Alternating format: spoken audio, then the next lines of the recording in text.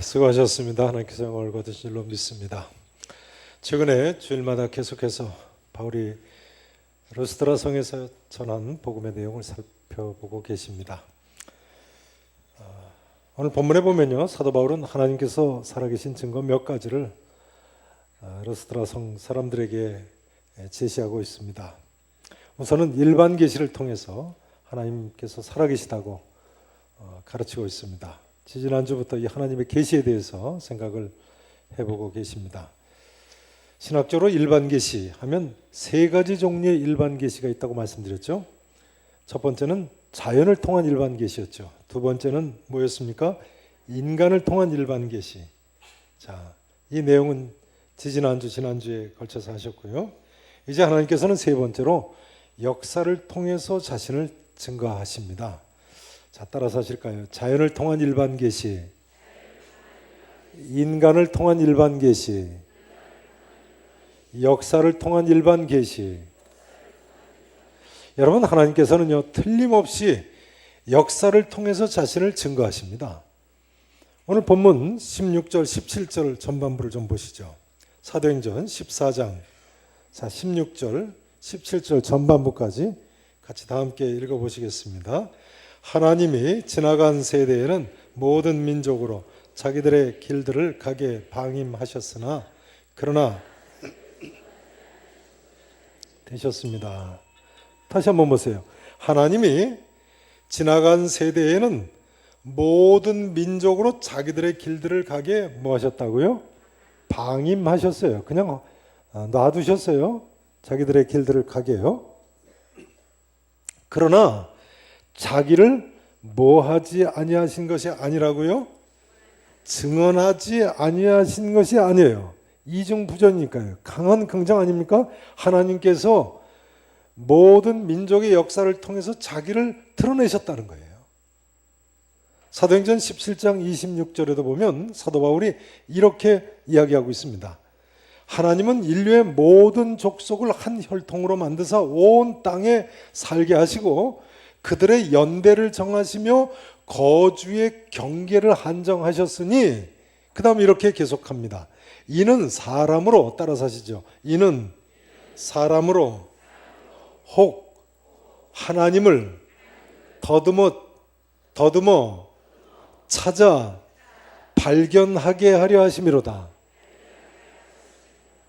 하나님께서요, 인류의 모든 족속을 온 땅에 살게 하시고 그들의 연대를 정하시고 거주의 경계를 한정하셨어요. 그러니까 국경선까지 하나님이 다 지어놓으셨는데 이는 사람으로 혹 하나님을 뭐하게 하려 하심이라고요?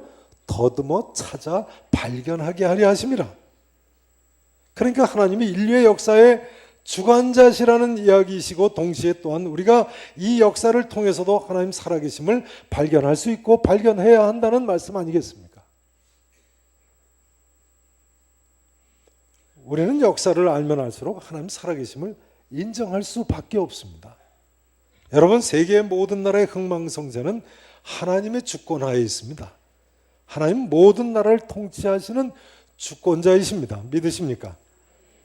이사야서 10장 5절 이하에 보면요, 하나님께서는 세계 최초의 대제국인 아수르 제국을 왜 하나님이 허락하셨는가를 이야기하고 있어요.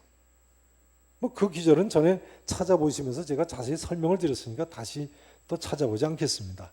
세계 최초의 대제국이 그레이트 킹덤이라는 것은 대륙간에 걸쳐 있는 나라를 가리키죠. 대륙간에 걸쳐 있는 이런 대제국 아수르 제국을 왜 최초로 세우셨느냐? 북왕국 이스라엘 자기 백성을 징계하시려고요. 근데 북왕국 이스라엘이 이처럼 하나님의 사랑의 매를 아수르 제국을 통해서 이 열지파가 받고 있는데 하나님께서 이처럼 섭리 가운데 아수르 제국을 세계 최초의 대제국을 세웠다는 사실을 아수르 제국이 알지 못하고 교만하기 때문에 아수르 제국을 이번에는 멸망시키겠다는 그런 말씀이죠. 하나님께서는요, 선자들을 보내셔서 그토록 하나님께로 돌아오라 해도 회개하지 않고 돌아오지 않던 자기 백성 북왕국 이스라엘 열지파를 이 아수르 제국을 통해서 이처럼 징계를 하신 것을 보여주고 있습니다. 여러분, 세계 역사의 주관자는 이처럼 하나님이세요. 이사야서 47장 5절 이하에 보면요, 이 아수르 대제국의 뒤를 이어서 세계 대제국이 된 바벨론 대제국을 또한 하나님께서 남왕국 유다를 징계하기 위해서 이번에는 세우신 대제국임을 보여주고 있습니다.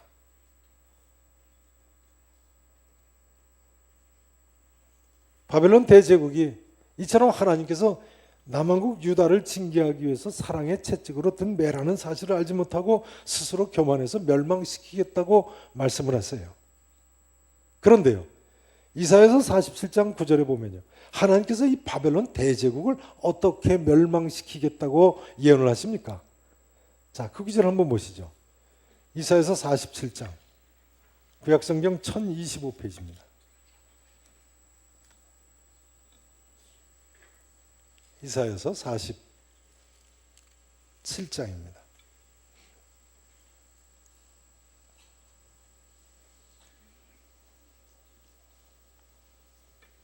(1025페이지입니다) 다 찾으시죠?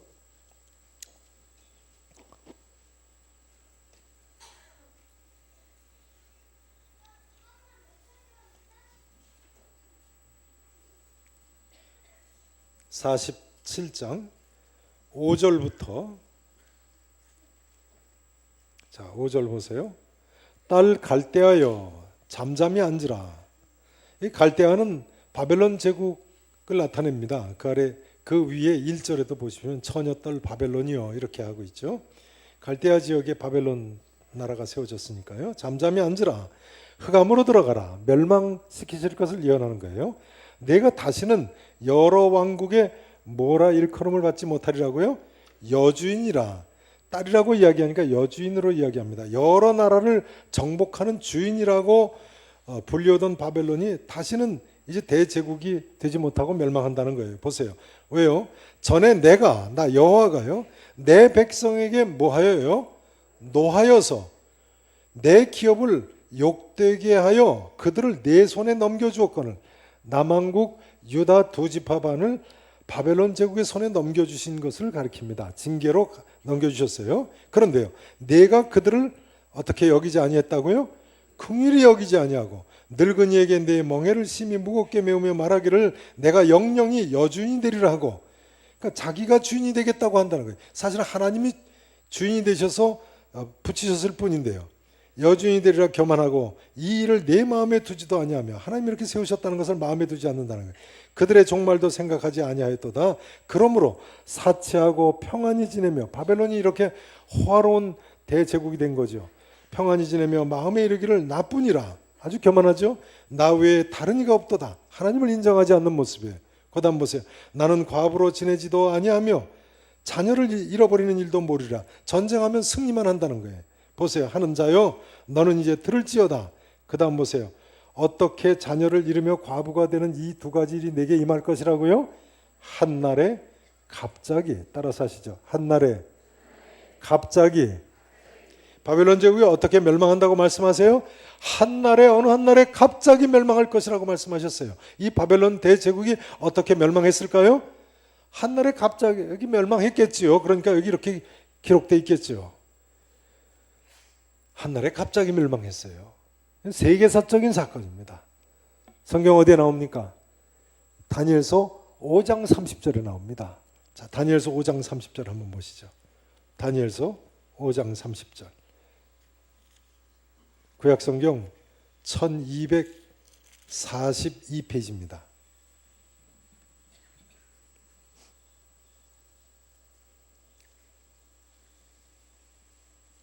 다니엘서 5장 30절, 31절을 보시죠. 다 찾아보세요. 바벨론 대제국이 한날에 갑자기 멸망한 기록입니다. 바벨론 제국의 마지막 왕 벨사살 때의 이야기죠. 자, 5장 30절, 31절 다 찾으셨으면 같이 읽어보십니다. 자, 함께 큰 소리로 읽으십니다. 그날 밤에 갈대아 왕 벨사살이 죽임을 당하였고 메대 사람 다리오가 나라를 얻었는데, 다시 한번 보세요. 그날 밤에 바벨론 제국의 마지막 왕인 벨사살 왕 때예요. 갈대아 왕 바벨론 나라 벨사살 왕이 죽임을 당했다는 거예요. 내용은 이런 거죠. 벨사살 왕이 귀족 1,000명을 초청해가지고 술잔치 벌이다가 그날 밤에 한날에 갑자기 멸망했다는 기록입니다. 바벨론 성은요, 이사야 선지자가 200년 전에 멸망하기 200년 전에 이미 한 예언의 말씀 그대로 BC 주전 539년 10월 12일 밤 하룻밤에 술잔치 벌이다가 메데파사의 침공으로 멸망하고 말았어요. 세계사적인 사건이죠. 이사야 선지자는요, 심지어 바벨론 대제국이 이처럼 한날에 갑자기 멸망할 뿐만 아니라 메대 사람에 의해서 멸망할 것도 예언을 했어요. 이사야서 13장 7절이라를 한번 또 보시죠. 이사야서 13장 7절을 보세요. 오늘 성경 구절 몇 구절 찾으셔야 됩니다. 13장 7절을 보세요.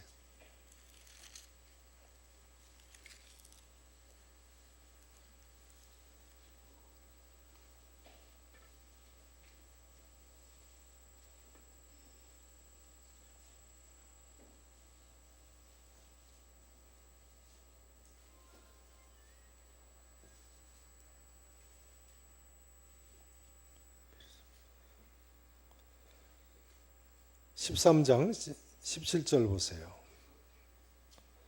보라, 뭘 돌아보지 아니한다고요? 은을 돌아보지 아니하며 뭘 기뻐하지 아니합니까? 금을 기뻐하지. 은금을 기뻐하지 않는 사람들이 어느 나라 사람들이에요? 메대 사람이에요.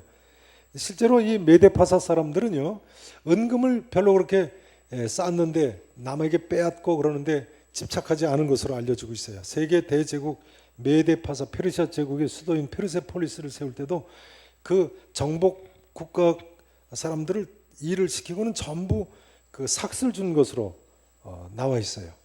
그래서 은금을 기뻐하지 않는 사람이라고 불렸어요. 이런 메대 사람을 내가 충동하여 그들을 치게 하리라. 지금 바벨론 제국의 멸망을 예언하면서 하시는 말씀이에요. 바벨론 제국 심지어 메대 사람에 의해서 멸망할 것도 예언했네요. 근데 이 예언 그대로 다니엘서 방금 전에 읽으셨던 5장 30절에 보니까 뭐라고 나와 있어요? 그날 밤에 한날에 갑자기 갈대왕 벨사살이 죽임을 당하였고 어디 사람 다리오가 나라를 얻었다고요? 메대 사람 다리오가 나라를 얻었더라. 이렇게 기록되어 있어요. 여러분, 역사의 주관자는 하나님이십니다. 우리는 이런 세계 역사를 통해서 하나님 살아계신 것을 분명히 알 수가 있는 거예요. 바벨론 제국에 관한 놀라운 사실은요, 지금 읽으신 바로 그 다음 구절입니다. 자, 19절을 한번 보세요. 19절에 이사야서 13장 19절. 열국의 영광이요 갈대 사람의 자랑하는 놀이개가 된 어느 나라라고요? 바벨론 제국의 수도 바벨론 성이, 이런 이야기죠. 수도 바벨론 성이요, 하나님께 멸망당한 뭐와 같이 될 거라고요? 소돔과 고모라 성같이 될 거라는 거예요. 그래서 그 다음 보세요. 그곳에 누가 없어요? 거주할 자가 없어요. 거처할 사람이 언제까지 없을 것이라고요? 대대 없을 거라는 거예요. 22절을 같이 읽어보세요. 22절 함께 읽으십니다. 시작. 그의 궁성에는 승냥이가 부르짖을 것이요 그의 때가 가까우며 그의 날이 오래지 아니하리라. 이사야 선지자는요, 아직 신바벨론 제국이 시작되기도 전인데 이 신바벨론 제국, 네오 바벨로니언 킹덤이 한날에 갑자기 멸망할 뿐만 아니라 메대 사람에게 멸망되는데, 일단 멸망한 후에는 영원히 멸망할 것을 이렇게 예언을 하고 있어요. 자, 그러면요, 이사야 선지자가 이처럼 영원히 멸망할 것을 예언한 바벨론 제국의 수도 바벨론 성이 오늘날 어떻게 되었습니까?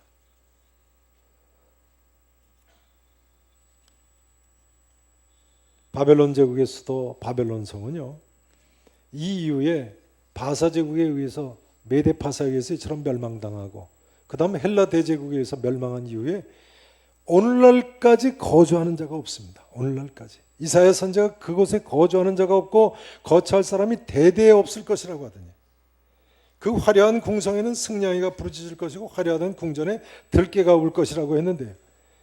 인류는 1810년대에 바벨론 성자리를 발견하기 전까지는 1000년 이상을 고대 바벨론 성의 위치도 잊어버렸어요. 잃어버렸어요. 어딘지 몰랐어요. 어떻게 이런 일이 있을 수 있습니까? 그러나 이사야 선자가 대대에 거처할 사람이 없고 황폐하게 되겠다고 하더니 그대로 됐어요. 지금 이라크가 IS 테러 때문에 아무도 들어가지 못하는 나라가 됐습니다만 고대 바벨론 성 일대는 오늘날까지 완전히 폐허가 됐어요. 가장 가까운 도시가 사담 후세인의 고향이죠.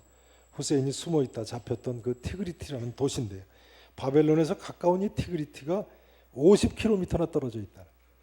수도 바그다드, 이 이라크의 수도 바그다드는 고대 바벨론 성자리에서부터 80km나 떨어져 있습니다. 그러니까 사방 50km 이내에는 사는 사람이 별로 없는 사막인 거예요. 그럼 메소포타미아라는 그 기름진 옥토가 왜 그렇게 됐습니까? 당시 바벨론 성이면 오늘날로 치면 뉴욕이나 북경 같은 세계 최고의 도시인데요.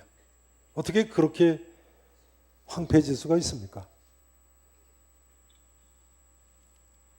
이유는 멸망한 후에 큰 홍수가 나가지고 상류에서 굵은 모래가 떠내려와서 뒤덮여서 그렇게 됐다는 거예요. 그래서 오늘날도 한 2, 3m 정도 파 내려가면 그 아래 옥토가 나온다고 그래요. 그 거친 모래 2, 3m 벗겨내고 고대 바벨론 성의 그 유적지를 다시 복원하려면 야자수를 심으면 잘 자란다고 그러더라고요. 바벨론 시는 이사야 선지자의 이런 예언이 있은 이후에 오늘날까지 재건된 적이 없습니다. 역사상 바벨론 성을 중건하려는 시도가 꼭 한 번 있었습니다.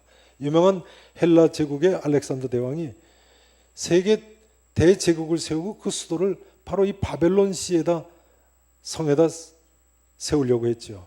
그러나 33살의 나이에 바벨론에서 요절함으로써 수포로 돌아가고 말았습니다. 그래서 오늘날도 바벨론 그 옛 도시 위치에 가면 알렉산더 대왕이 성을 쌓던 그 성 돌들이 남아 있어요. 이라크가 미국하고 전쟁할 때 전에 걸프전 때 보니까요. 도로에 커다란 사진, 우리 찬양대석만한 그런 거대한 사진을 걸어놨는데요. 사담 후세인 대통령이 고대 어떤 왕하고 악수를 하는 그런 사진이었습니다. 혹시 보신 적 있는가요? 그 왕이 누군가요? 신바벨론 제국의 최전성기 왕이었던 남왕국 유다를 멸망시킨 느부갓네살 왕입니다. 느부갓네살 왕하고 사담 후세인이 자기가 악수하는 사진을 걸어놨어요. 무슨 이야기겠습니까? 사담 후세인이 고대 신바벨론 대제국의 영광을 회복하겠다는 것을 꿈을 꾼 거죠. 그러나 여러분, 죄송한 말씀입니다만 주님 오시는 날까지 이라크는 다시는 세계 대제국이 될 수 없습니다. 이사야 선지자가 그렇게 예언했는데 적어도 바벨론 성자리에는 다시 대도시가 들어설 수가 없습니다. 이제 세 번째로 애굽의 역사를 좀 생각을 해보시겠습니다. 우리는 애굽, 이집트의 역사를 통해서도 하나님 살아계심을 또한 알 수 있습니다. 우선 에스겔서 29장 말씀을 한번 보시죠. 구약성경 1196페이지입니다. 에스겔서 29장.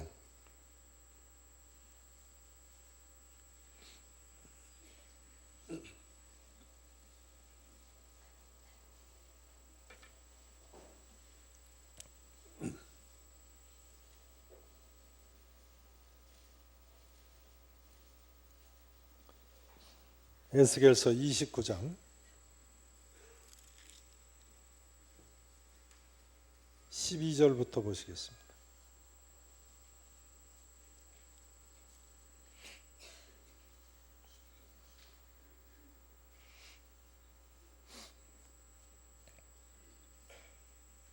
다 찾으세요. 구약성경 94페이지입니다. 94페이지 됩니다. 에스겔서 29장 12절부터 보세요. 내가 애굽 땅을 황폐한 나라들 같이 어떻게 하게 하시겠다고요? 황폐하게 하시겠다고요? 애굽 성읍도 사막이 된 나라들의 성읍 같이 몇 년 동안 황폐하게 하세요?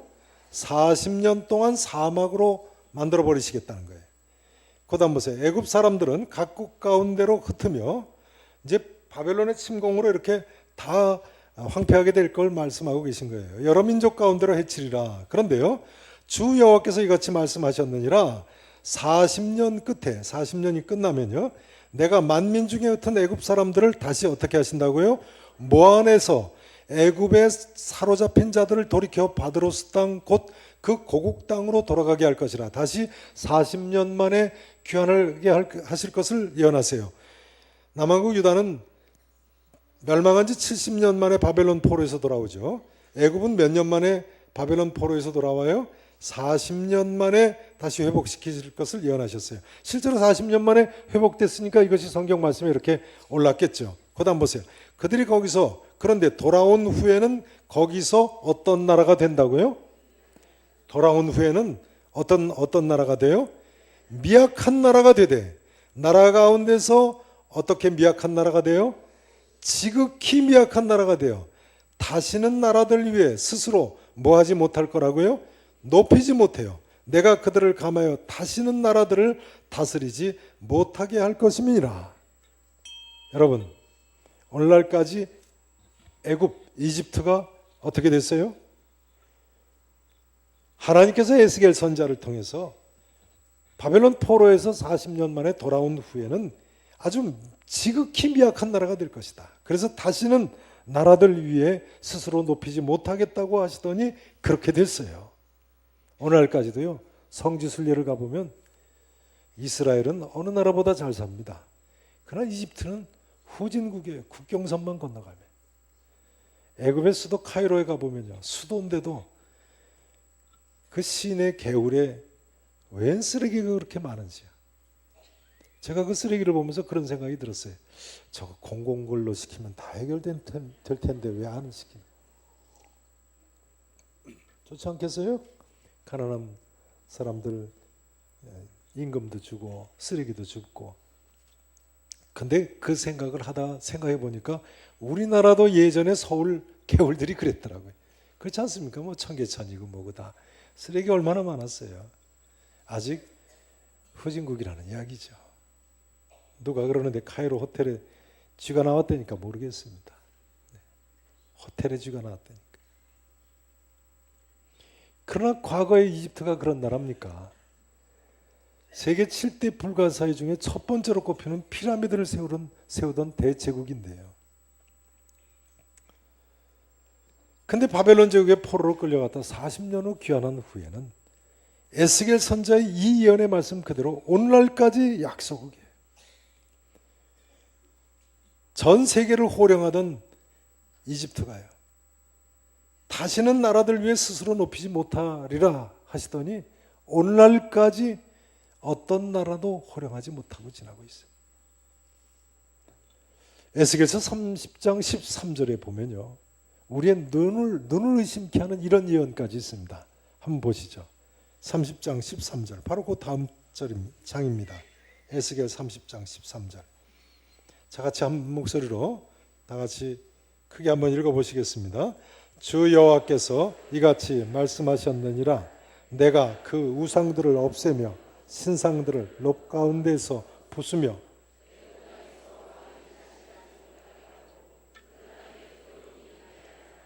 아멘. 자, 지금 읽으신 구절에 보면요, 이제 애굽의 멸망을 계속 예언하는 내용인데요, 두 가지를 하나님께서 예언하고 계세요. 자, 다시 한번 보세요. 13절, 주 여호와께서 이같이 말씀하셨느니라. 내가 애굽 땅에서 그 무엇들을 없애겠다고요? 우상들을 없애겠다. 신상들을 높 가운데에서 부수겠다. 이 높은 오늘날 이집트의 수도 카이로 근처에 있는 당시의 수도입니다. 멤피스라는 수도가 높이에요. 근데 수도에 있는 이 우상 신상들을 다 부숴버리고 없애버리겠다는 거예요, 하나님께서요. 두 번째는 뭘 예언하십니까? 애굽 땅에서 뭐가 다시 나지 못하게 하겠다고요? 왕이 다시 나지 못하게 하겠다. 자, 우선 하나님께서 애굽의 우상들 완전히 다 부수고 없애버리겠다고 하셨는데 어떻게 됐습니까? 사실 이게 가능한 이야기가 아니죠. 애굽은 모든 것이 다 신이라고 모든 모양을 다 우상으로 만들어 놓은 사람들인데요. 뭐 태양도 신이고 무슨 소도 신이고 심지어 벌레까지 다 신이라고, 쇠똥구리 같은 것까지 하나님이라고 숭배하는 사람들인데요. 이걸 몽땅 다 없애시겠다는 거예요. 어떻게 됐어요?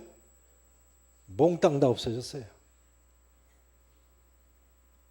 이슬람 교도들이 애굽을 정복하면서요, 오늘날까지 애굽 땅에서는 우상이라고는 하나도 없습니다. 이슬람 교도들은 모든 우상을 다 파괴하는 사람들 아닙니까?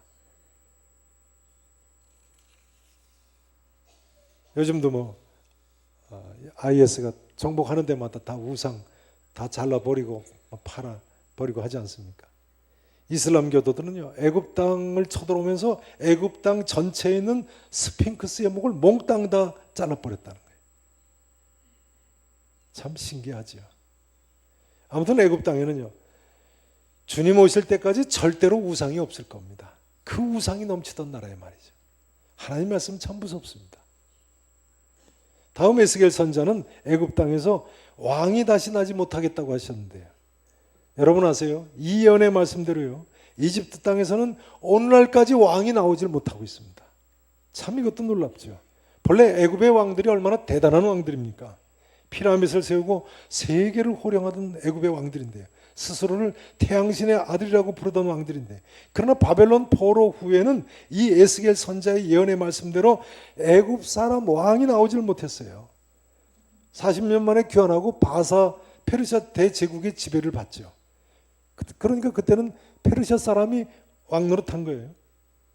그 바사 제국을 무너뜨린 알렉산더 대왕 통치를 받다가 벼랑한 알렉산더 대왕이 죽으면서 알렉산더의 4장군이 나라를 나눠갔죠.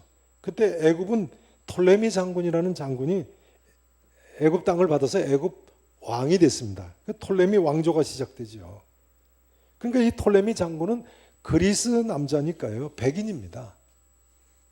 이 톨레미 왕조의 마지막 왕이 누구라고요? 유명한 클레오파트라 여왕이죠.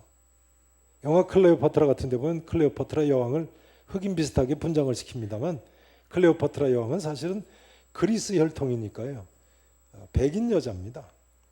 클레오파트라가 미인으로 알려져 있습니다만, 만일 미인이라면 그리스 계통이니까 비너스같이 이쁜 미인이었을 겁니다. 그러니까 로마 제국의 장군 시저나 안토니우스 장군이 클레오파트라 여왕한테 빠지는 겁니다. 로마 사람들은 그리스 문화에 대한 열등감을 가지고 있으니까요. 본래 애굽 사람들은 함의 후손이죠. 흑인들입니다. 근데 오늘날 이집트에는 백인 계통 사람들이 60%나 된다고, 흑인은 40% 정도밖에 안 된다고. 그 사이에 백인 피가 섞인 이슬람 교도들이 많이 쳐들어온 거죠. 영국에 죽은 다이애나 왕세자비가 연애한 남자도 어느 나라 남자예요? 어느 나라 남자예요? 영국에 사는 이집트 남자 아닙니까? 백인 남자죠. 흑인이 아니죠. 오늘날 이집트에서 순수 흑인들은 주로 이집트 남쪽에 내려가서, 밀려 내려가서 중부 아프리카 쪽에 삽니다. 그래서 오늘날 이집트 사람들은요, 클레오파트라 여왕은 자기 민족의 여왕으로 보질 않습니다. 이방 알렉산더 대왕의 장군의 후손이니까요. 흑인 피가 전혀 섞이지 않은 그리스 공주니까요. 자기 민족의 여왕으로 보질 않아서 이집트에 가면 자기 나라 최고의 역사상 미인은 클레오파트라가 아닙니다. 흑인 계통의 네페르티티라는 왕비를 최고의 미인으로 꼽습니다. 애굽 18왕조 아크나텐 왕의 왕비인데요, 얼마나 이쁘길래 클레오파트라보다 더 이쁘다고 할까요? 궁금하시죠? 2단계 성경 공부에 참석하시면 사진을 보실 수 있습니다.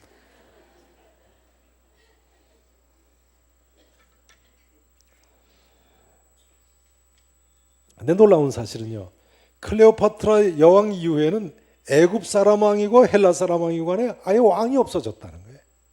로마 제국 통치로 넘어가면서 로마의 통치를 받으니까 왕이 없는 거죠.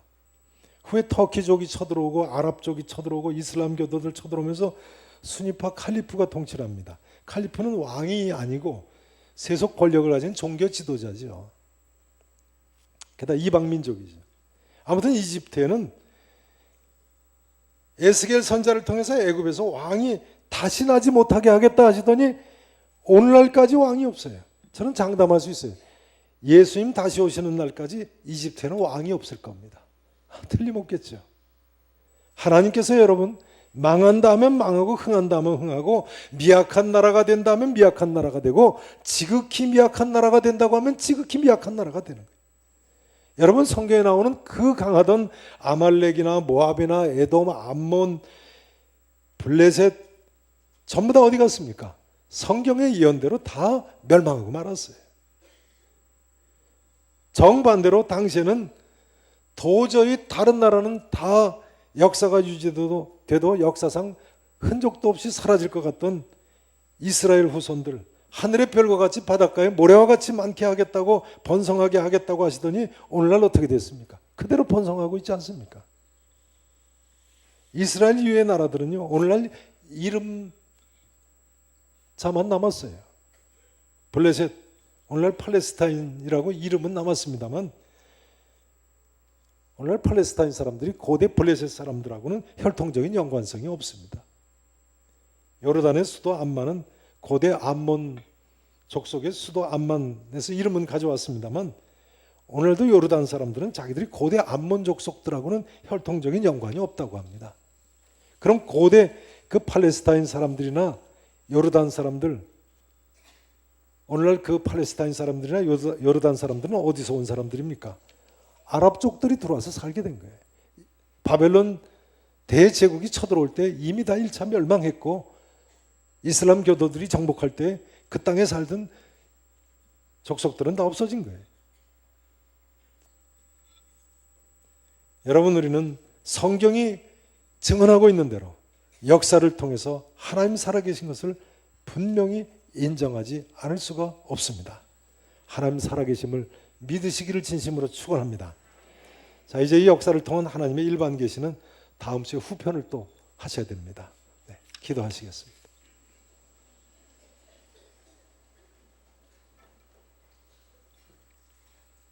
전능하시고 분명히 살아계신 우리 아버지 하나님, 역사의 주관자이신 하나님 앞에 이처럼 나와서